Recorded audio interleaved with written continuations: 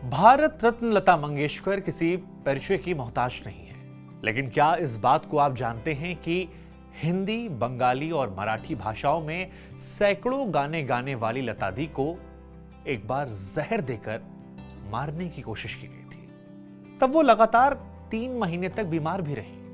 नमस्कार, आप देख रहे हैं नोदिस और आपके साथ मैं हूं शुभांकर मिश्रा।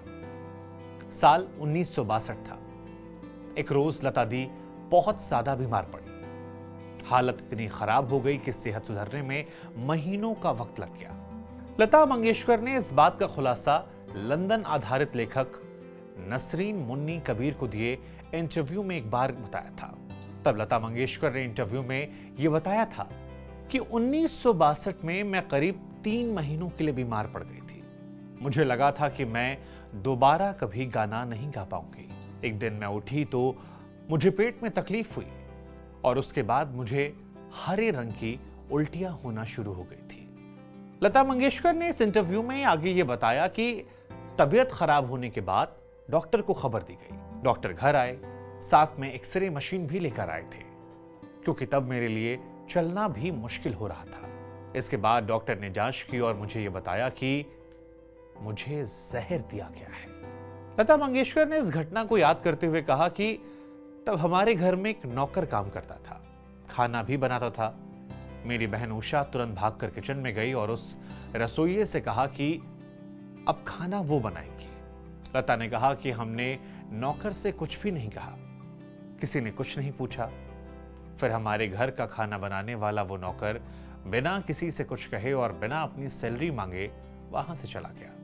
लता दी ने अपने इस इंटरव्यू में आगे बताया कि हमें पहले तो लगा कि उसे यहां किसी ने किसी मकसद से भेजा था, मगर हमें मालूम नहीं चला कि वो आखिर था कौन। हमने ज्यादा खोजबीन भी नहीं की। हालांकि लता दी ने इस किस्से को याद करते हुए बताया कि इस मुश्किल घड़ी में मशहूर कवि और गीतकार मजरूह सुल्तानपुरी साहब ने उनका बहुत साथ दिया था। वो रोजाना उनसे मिलने आते, उनके बेड के पास बैठकर कभी कहानी सुनाते थे तो कभी कविताएं सुनाया करते थे। लता मंगेशकर ने इस बारे में कहा था कि उन मुश्किल दिनों में मैं मजरूह साहब का वो साथ कभी नहीं भूल पाऊंगी। मैं जो खाती थी, मजरूह साहब भी वही खाते थे। हम साथ में बातें करते थे और खूब हंसते थे। लेकिन लता मंगेशकर को जहर किसने दिया? ये जहर क्यों दिया? इसके पीछे की वजह क्या थी? इस बात का खुलासा कभी नहीं हो पाया। हालांकि बाद में लता मंगेशकर सेहतमंद होकर एक बार फिर वापस लौटी और फिर से गाने लगी और सब कुछ भूलकर बॉलीवुड पर अपनी खूबसूरत आवाज से दशकों दशक राज करती रही। आज गायकी की दुनिया में लता मंगेशकर से बड़ा नाम भारत में कम से कम कोई नहीं है। लेकिन सोचिए, उसी आवाज को खत्म करने के लिए किसी ने जहर दिया था। क्या आपको एक किस्सा पता था? क्या ये कहानी आपको हैरान करती है? कौन हो सकता है? ऐसे तमाम सवाल आपके मन में होंगे। किस्सा कैसा लगा कमेंट सेक्शन में जरूर बताइएगा। लेकिन फिलहाल इस कहानी में इतना ही। नमस्कार।